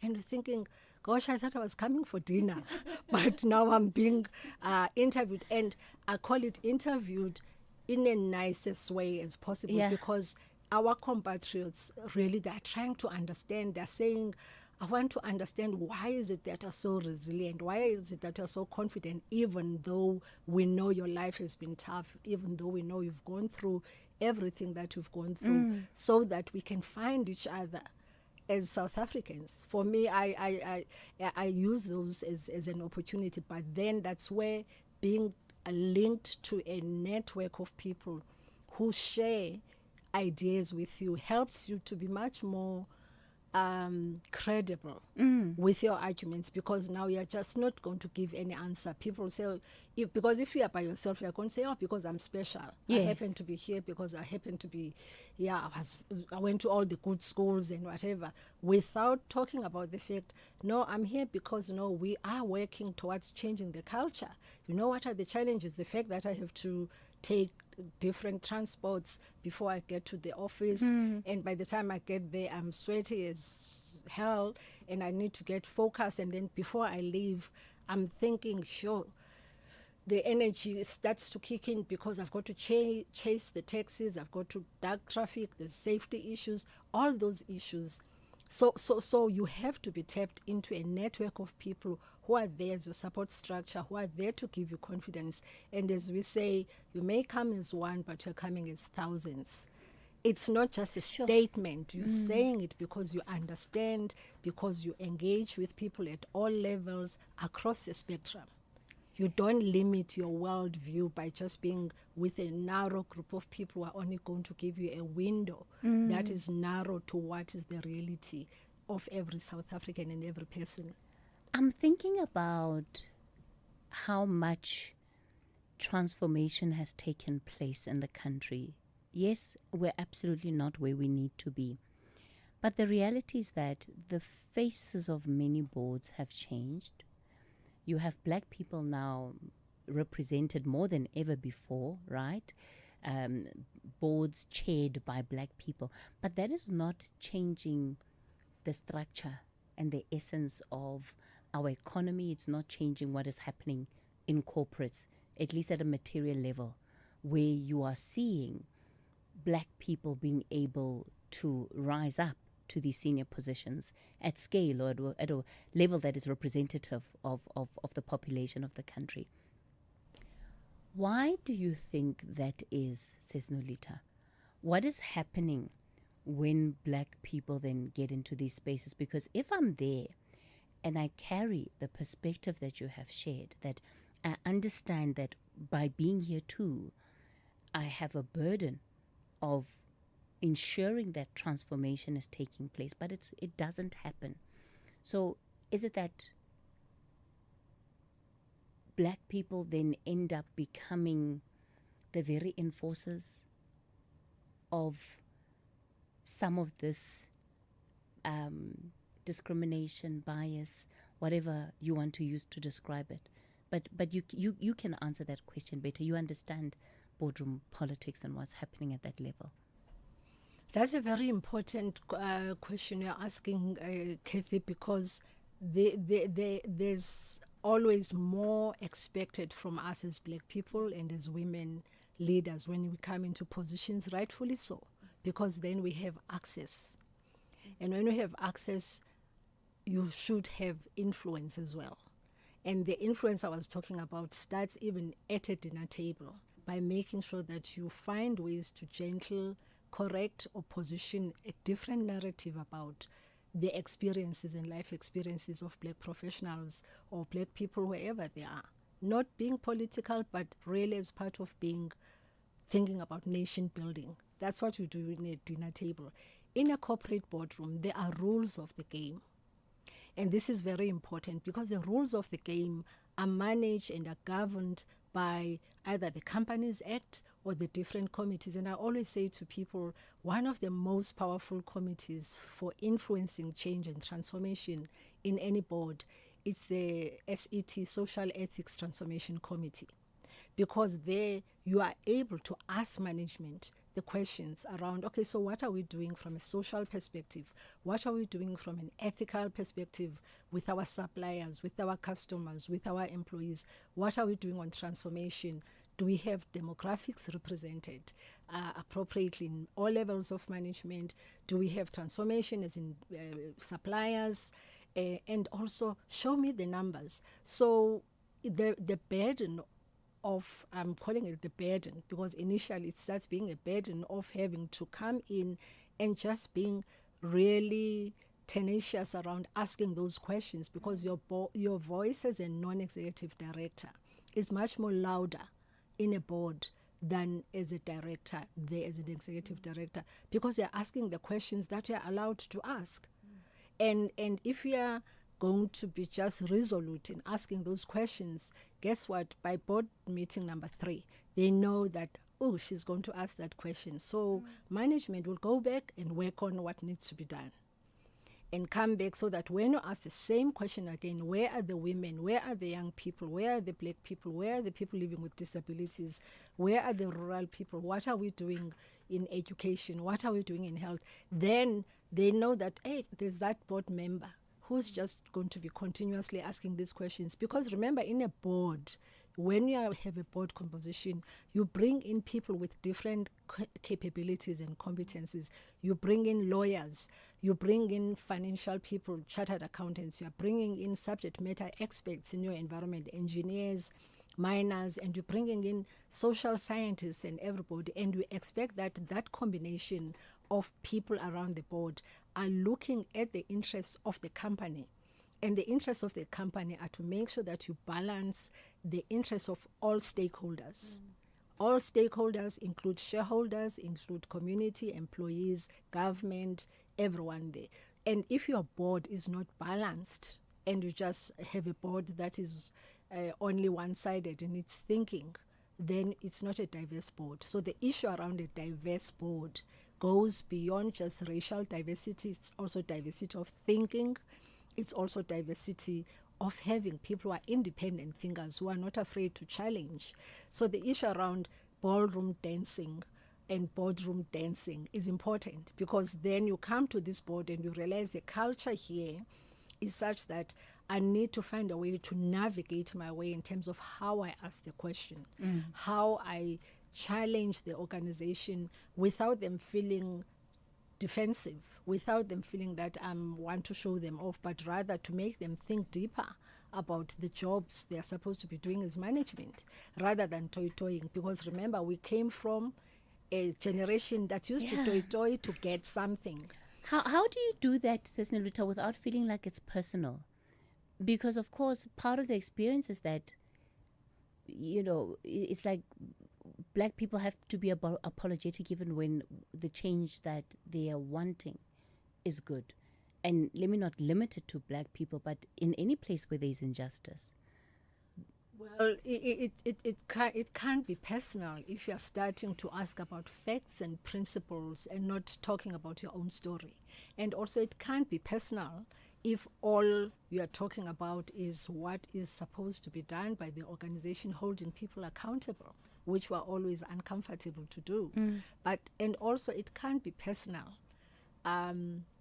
Or someone cannot take it to be personal if what I'm asking you about, it's something that is affecting all vulnerable groups in society. It will become personal if when I raise the issues, I get ignored, then I take it personal. We've come to the end of our conversation, says Nolita. One big leadership lesson you want to leave us with? Reflect before you speak. With the fast-moving technology, emails, WhatsApp, it's we can quickly get into a situation where we misunderstand each other because we have not yet reflected and slept on an issue. I always say to people, sleep over it and check how you feel tomorrow. Because if you still feel as strongly as you do, then you'll be able to articulate it in such a way that the other person hears what you've got to say without the emotion. Nolita Fakude, we're going to have to leave it there. Let me thank you so much for your time today. I wish we had 5 hours, right? But unfortunately, we don't. That's where we're going to leave it with this particular conversation. Up next is the book reading. It's followed by the update at noon at midday. Hashtag SAFM Talking Point. Gordon Ramsay is back, and your favorite kitchen disasters are still somehow in business. New season, same confused chefs, terrifying walk-ins, and enough grease to fry your Wi-Fi. Watch as Gordon tries to fix the unfixable with nothing but sheer rage, British sarcasm, and an iron stomach. Kitchen Nightmares Season 8, Wednesdays at 6 p.m. on S3. Come for the food, stay for the emotional damage. Think about 6 years ago, when Amapiano was just a musical instrument, when streaming meant watching water flow, not videos online, and remote work was only said when your remote batteries died. So it makes you wonder, what will the next 6 years bring? Hino trucks now come standard with a 6-year drivetrain warranty, covering everything from pistons to gears. So although a lot can change in 6 years, our warranty promise won't. T's and C's apply. Hino, all the way. The Full Circle with Bridget Masinga. You were giving us the positives of South Africa. I was sharing about how in some indicators, South Africa performs at a world-class level with some of the best countries in the world. So I had mentioned one of them was in terms of logistics competence. Another one where South Africa does really well is the transparency indicator. So this is where we look at how transparent governments are in terms of their public procurement, policy making, laws and data, or budget information. Dinesh Naidu, who's the Director of Knowledge at the Chandler Institute of Governance. The Full Circle with Bridget Masinga. Monday to Friday, 1 to 3 p.m. I'm Michelle Constant. Join the JSB crew and I every Saturday and Sunday morning between 7 and 10 a.m.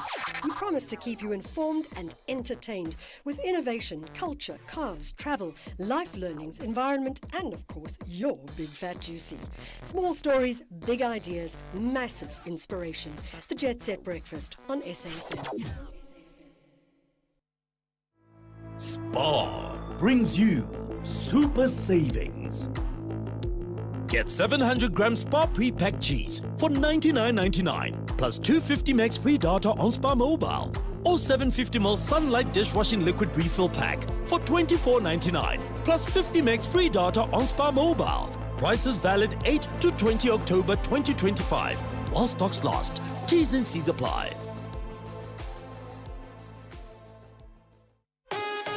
Youth football is on a real vibration in Chile. 24 under-20 national teams are fighting for the ultimate glory. Rally behind African champions, Amachita, including 3 continental representatives, Egypt, Morocco, and Nigeria. This is the 2025 FIFA Under-20 World Cup. Catch the action live on SABC 1, SABC Plus, SABC Sport on DTT Channel 4, and SABC radio stations from 27 September to 20 October 2025. Proudly brought to you by SABC Sport. For the love of the game.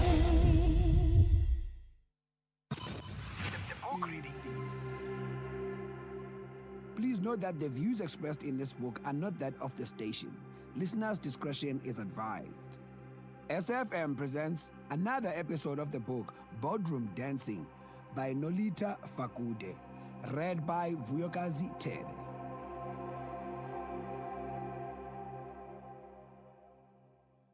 For many reasons then, and owing to the fact that we were the first black cohort, and because I was my mother's daughter, I took the Woolworths training program experience and myself seriously. I didn't think there was anything unusual about my attitude until the first day of our induction. We all sat around a table while the CEO, Sid Miller, presented the vision and value session of the company. When we had finished, he asked our group of graduate trainees about our aspirations. I want to become a director at Woolworths, I said when my turn came.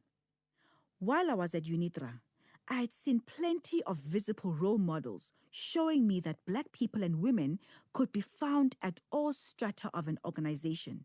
So I found nothing exceptional about expressing this goal.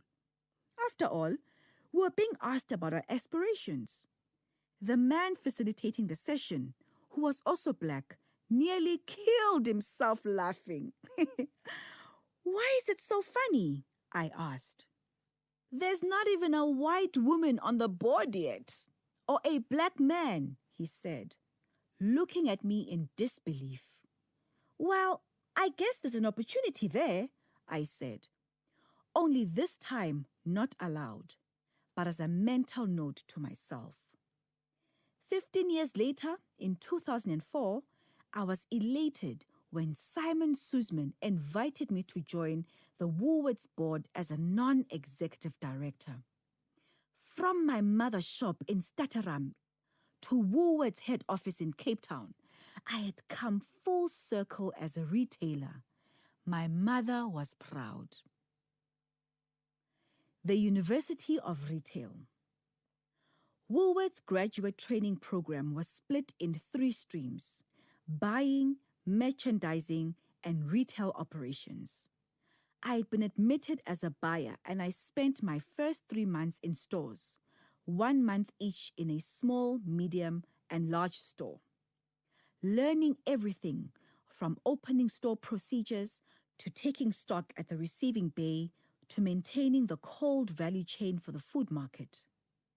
The second 3 months, I worked with the suppliers, learning how manufacturers organize their shop floors and factories, and absorbing all the detailed steps in a journey that begins when you place an order and concludes when the order gets out to the shop floor. After the retail and supplier training, I spent 12 months at head office as part of a buying team at the children's wear department, under the direct supervision of my manager, Pam Davis. Looking back, I jokingly refer to this period as my ugly Betty job. As a junior buyer, I helped the senior buyer to select a range of products. A job that sounds glamorous, but included an unbelievable number of tasks. Some very menial and often on weekends or after hours, as well as smooth coordination, thorough research, and sound instincts. Over the course of those 18 months, I was given various responsibilities, from procuring fabrics for other ranges to developing my own small range. The learning curve was steep. For example, because children's clothes are often made from cotton, I spent time in different fabric mills where they wove cotton, especially denim, learning about different grades, how the dyeing works, and how long the process will take if you need 3,000 meters of a certain thickness dyed using a particular method. I needed that knowledge accurately to calculate the lead time necessary to place an order so that the correctly dyed fabric got to the manufacturer on time, and thus the final product, whose fabrication also incorporated considerations like ornamentation and practical concerns. For example, zippers versus buttons, depending on the age of the child, arrived on our shelves for the correct season. The training we received constituted the most comprehensive and detailed program of its kind in corporate South Africa, hence its nickname, the University of Retail. The breadth and depth of the hands-on experience was incredible. It was also very intense and demanding, and at times required you to do things you didn't love, like ironing samples to prepare for a presentation or photographing competitors' clothes as part of marketing research. I learned so much in that program, including the important truth that regardless of your academic degree, everyone starts somewhere. There will always be annoying aspects to any job, particularly in those early stages of your career, and you should view it as all part of a valuable learning experience of the bigger journey. At Woolworths, I found myself in a very high-performance culture anchored in quality. A whole value system had been built around this expectation of quality. Attention to detail, never compromising on quality outcomes, and taking pride in everything you did. Related to the value of taking pride of everything was the organizational goal of being the best in the industry and even the world. Good was never good enough. We wanted the best. Woolworths was there when I learned what a values-based organization is all about. I came to understand that the company's values, in this case anchored in this notion of quality, are its DNA. A stamp that marked everything we did, from the quality of our products to the way we engaged with customers and suppliers. The whole organization lived its values. As an employee, you felt this immediately when you walked into the wood-paneled head office which, with its open-plan layout, pause areas, hairdresser and ATM, was very modern for the time, while also exuding an era of timeless elegance and quality. As a customer entering a Woolworths shop, you similarly experienced an environment of excellence, created by the warmth and professionalism of the people and the look and feel of the physical details.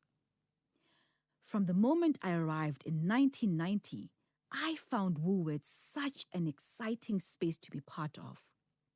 I thought I knew retail from having grown up in my mother's shop, but suddenly I was learning the science of retail.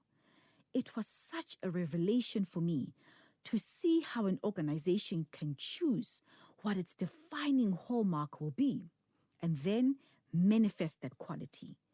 How conscientious choices behind everything from how staff are treated to how media campaigns are run to the fabric of the salespeople's uniform create an ambience or energy that both reflects and is mirrored back in a place, its people, and its leaders.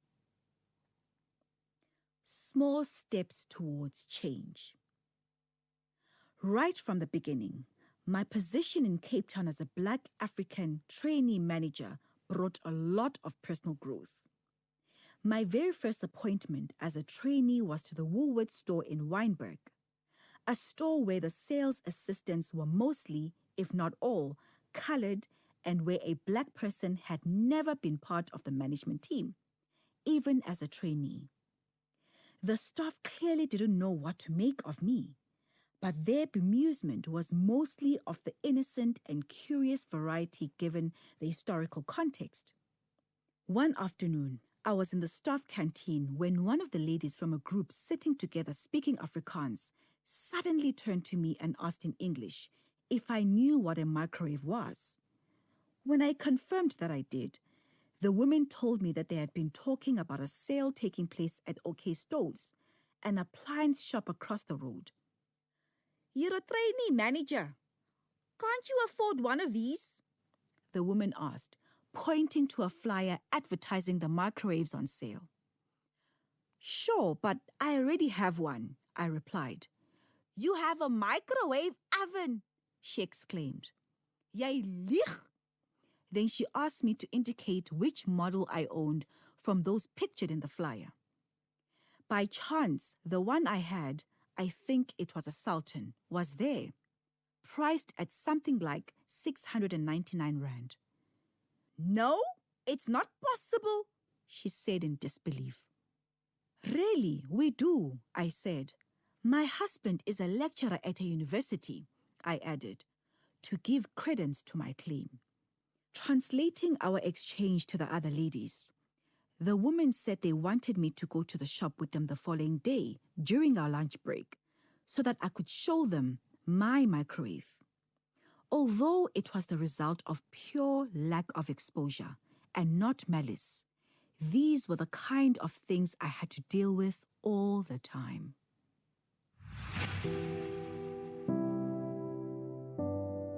There was another episode of the book Boardroom Dancing by Nolita Fakude, read by Vuyokazi Tebe. The book is available online and in all leading bookstores countrywide. It is broadcast on SAFM at 11:45 Monday to Thursdays on The Talking Point. The book is produced for the station by Vovi Patala, read by Vuyokazi Tebe. Technical production, Wiseman Manele, Nanda Koza, and Tato Mapuru.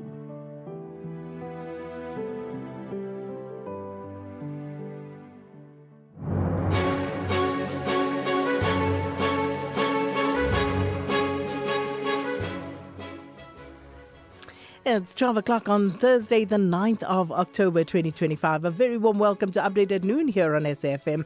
Leading the conversation, I'm Sakina Kamwendo.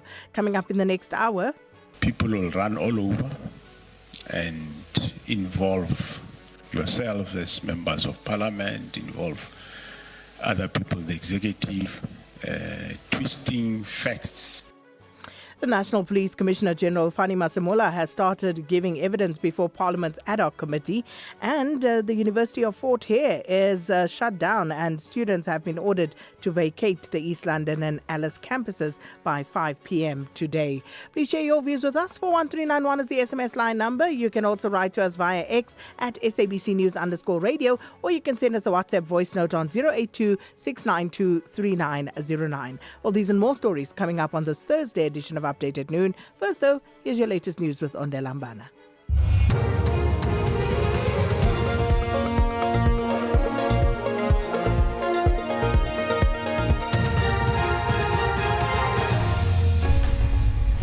Thank you, Sakina. On the top stories, General Mohlahlana gives evidence before Pali's ad hoc committee, and 2 men killed on the Cape Flats. For SAFM News, I am Ondelambana, and a very good day.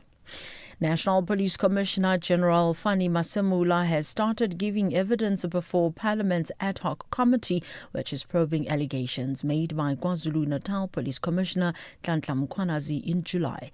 The committee was established to probe Mkhwanazi's wide-ranging allegations of criminal infiltration, corruption and political interference in the criminal justice system. Mohlahlana is the second witness to appear before the committee.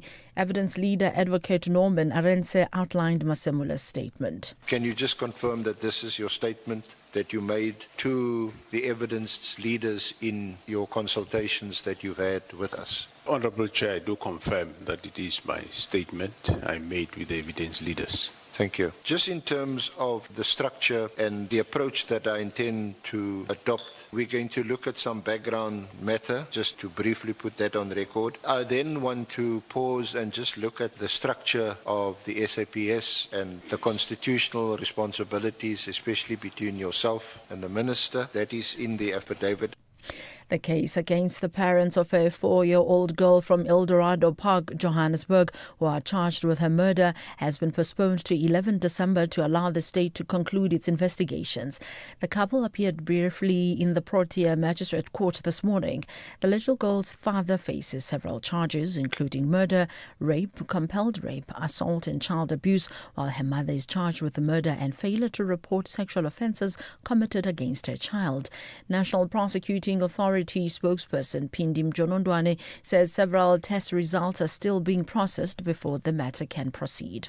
We are still awaiting the results for a few of the tests that were conducted, especially on the deceased, and also for the decision of the Office of the Director of Public Prosecutions on the forum of where the trial will be held.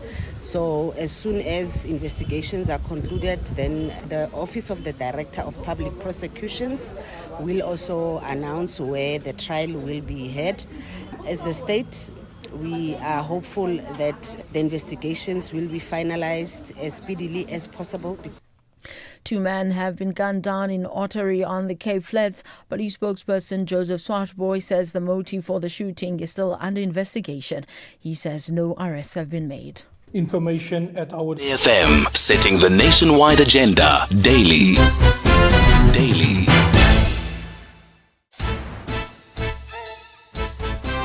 SAFM, setting the nationwide agenda daily.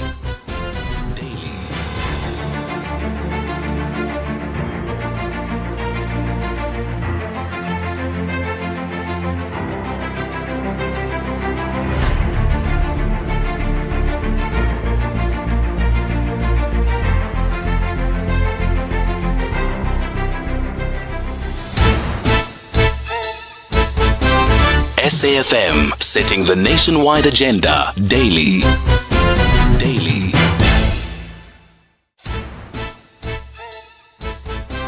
SAFM, setting the nationwide agenda daily.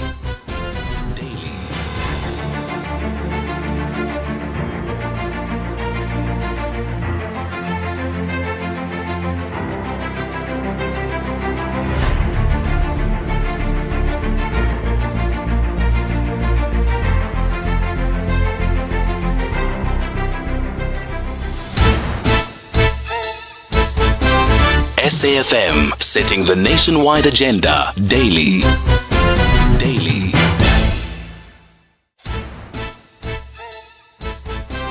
SAFM, setting the nationwide agenda daily.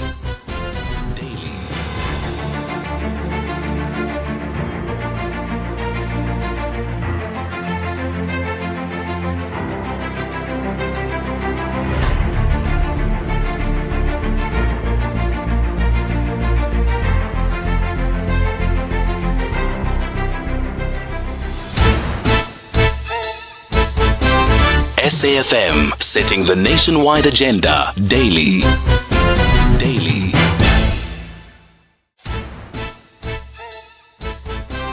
SAFM, setting the nationwide agenda daily.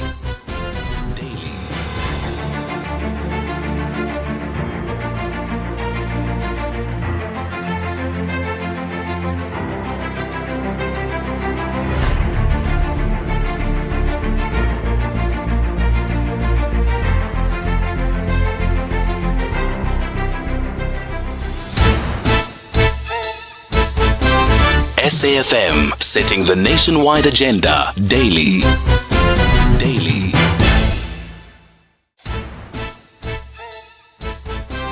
SAFM, setting the nationwide agenda daily.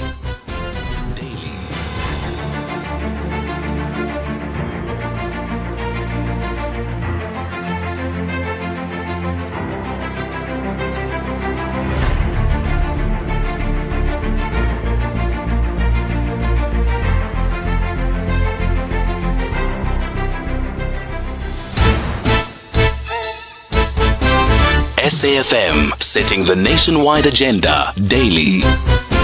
Daily.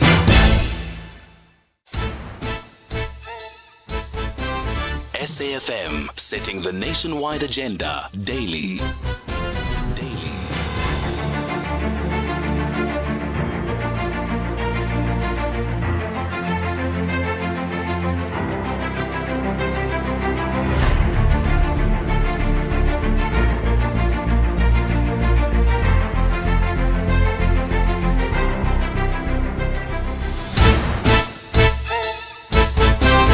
SAFM, setting the nationwide agenda daily.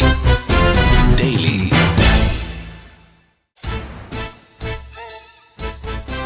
SAFM, setting the nationwide agenda daily.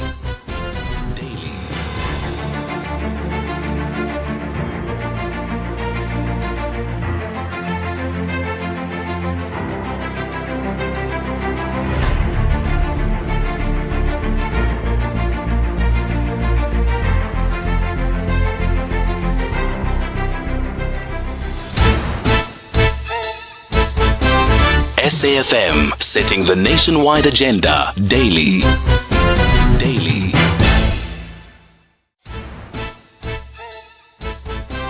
SAFM, setting the nationwide agenda daily. Daily.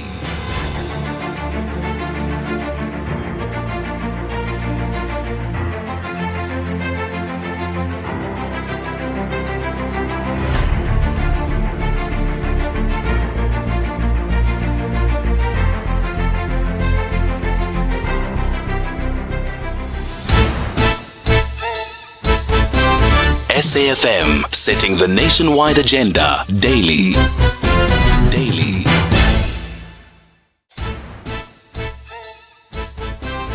SAFM, setting the nationwide agenda daily. Daily.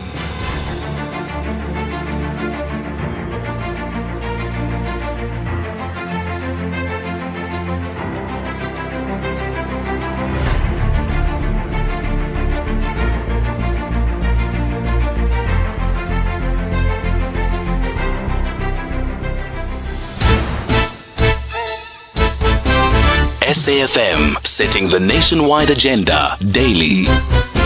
Daily.